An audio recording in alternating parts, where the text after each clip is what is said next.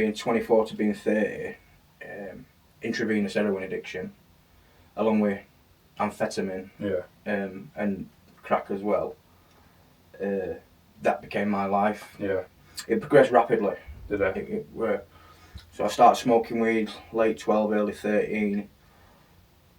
Within space of 6 months, I'd already moved on to taking, pills. Within a year, it was coke. By the time I was 15, I was smoking crack and taking LSD. My entire life had been built around drugs. That was who I am. Yeah. That was who I was, or so I believe. What's your name? My name's Mitch. And how old are you? 35. And where are you from? Edlington, Doncaster. Okay. So, firstly, how long were you in addiction for? What would you say the total time you were in addiction from start to finish? 23 years. Okay. So let's start from the beginning then. What would you say your childhood was like? Would you say it was troubled, or would you say it was an easy childhood? It had its ups and downs. The first couple of years of my childhood were very chaotic. I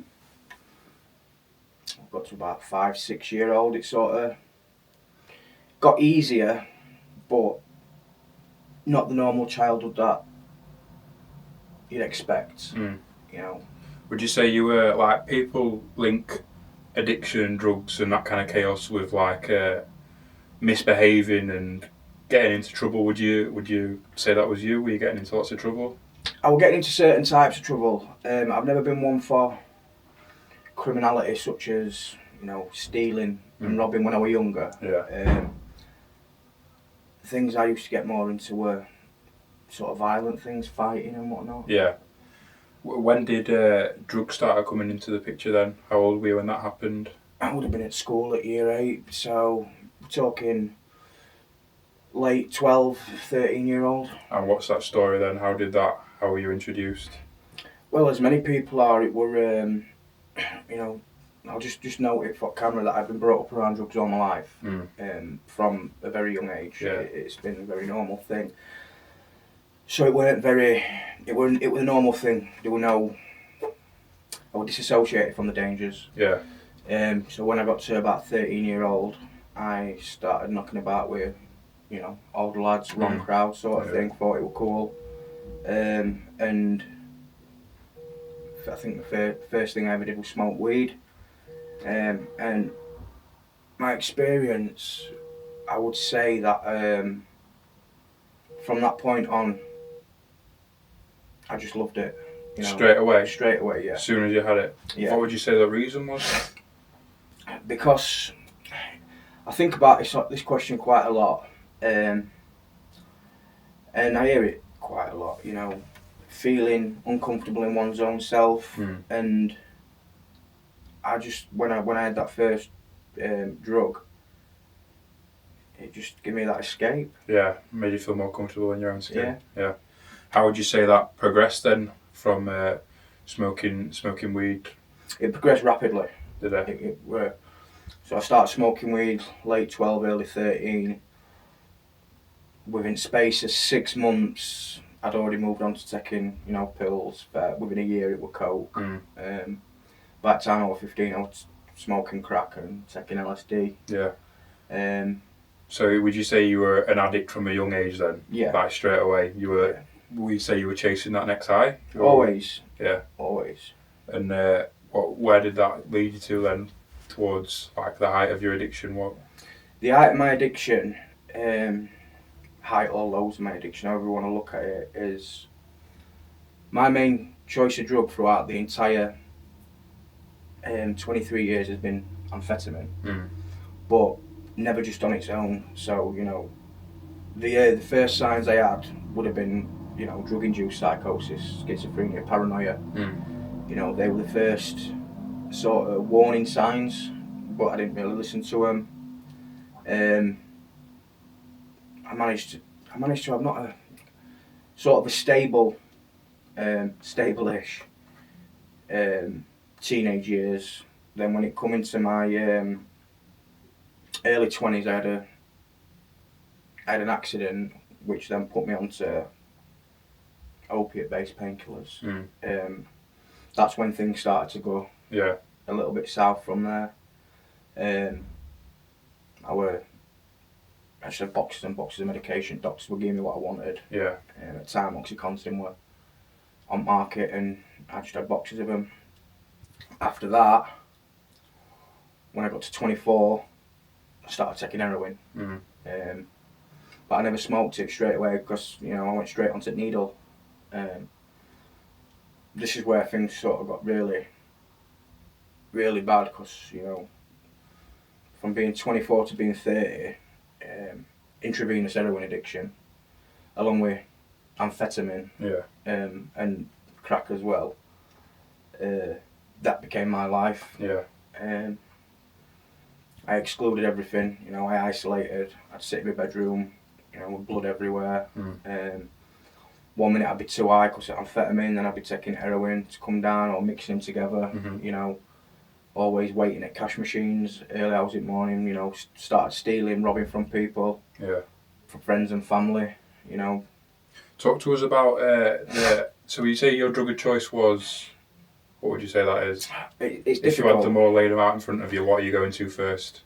Now? Well, now you're not going to, you know what I mean? If you're in the height or low of your addiction, what is the first drug you're going to if they're all laid out in front of you?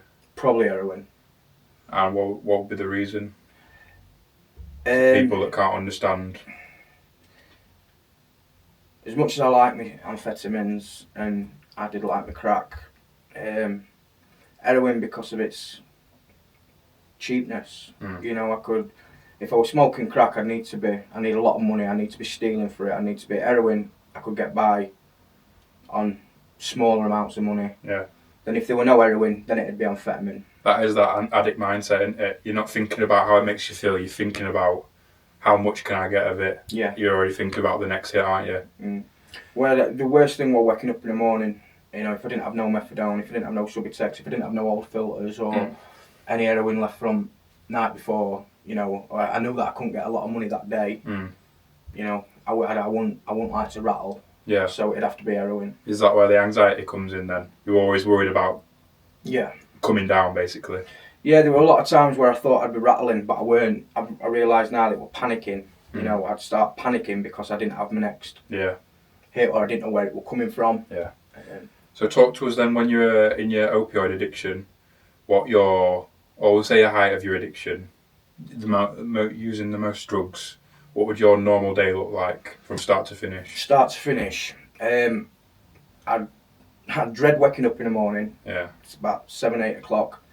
My legs would start shaking. I'd feel clammy sweats coming on. So I'd be going up then. Maybe if I were working, because if I did a bit of work, I might have had the foresight to save a little bit from the night before. Maybe try and get a bit of money together. If not, I'd be breaking into my dad's room or looking around the house for stuff to steal. If there were no there, or eventually I used it all, I'd be going round to neighbours, ringing up dealers, you know, begging for lay-ons, stuff like that. If that weren't working, then I'd be walking up and down streets, you know, tapping money off people, you know. If I get a couple of quid off a few people, that's enough to get. That's enough to get me. You know, if I could get 5, 10 people to give me a quid, or you know, a couple of people to give me 2, 3 quid, that'd get me a bag. At which point I'd go home, I'd cook it up, inject it, and then I'd couch on my bed. Hopefully it'd last a day. If it didn't, then I'd be out again, you know, doing the same things. In that cycle. And talk to us then about your lowest point in your addiction then. What would you say your rock bottom was? It's funny because I've had a couple of rock bottoms. I had a physical rock bottom. I nearly lost my leg. You know, I had to have major surgery on my foot because I had sepsis and gangrene or whatever. My foot was rotting. Heart infections and DVTs and whatnot, blood clots. That was my physical rock bottom, but that didn't stop me. I've had financial rock bottoms as, you know, as a junkie, an ex-junkie, whatever. You always end up skint. You know, and being on streets begging, streets of Doncaster begging for money is not good. I've had emotional rock bottoms where I've, attempted suicide a couple of times. I've had mental rock bottoms, where I've been that wrapped up in psychosis, paranoia and that I've, had to seek, psychiatric help and whatnot. Yeah. But there were a point last year, I'd call it a spiritual rock bottom. The mind and body can go on for a long time. Usually the body gives out before the mind does, but I had a spiritual snap last year where, something inside me, my spirit, my soul, whatever you want to call it, just literally had enough. Yeah. By that time, I had a little taste of recovery from 2020, but I'd gone back into it. And last year, I'd had like a few years normal living, I suppose, for want of a better phrase. And when I slipped back into my addiction, I ended up back at the same spot. There was something inside me that just said, right, enough's enough. That was probably my lowest point. I don't know what was different about it, because I've been in, like I said, physically worse places, financially worse places, spiritual and emotional worse, mental and emotional worse places. But that spiritual snap that I had last year, I couldn't quite put my finger on what were different, but something was. You just had enough. Mm-hmm. Would you say that was your point then, where you decided that's it, I'm done, I'm looking for recovery again now, I'm sticking to it? Yeah. Exactly. And talk to us then about recovery. Would you say life's better? I mean, you've got 23 years of experience in addiction. Would you say that life was better or recovery is better being sober? Oh, recovery hands down. It's no comparison. For want of using a cliche, my worst day in recovery would never be as good as my best day out there. Today I have the ability to feel my emotions. I'm not in that spiritual malady. I'm not prey to misery and depression. I'm quite, I feel good today. Even if I'm having a bad day, I can deal with it.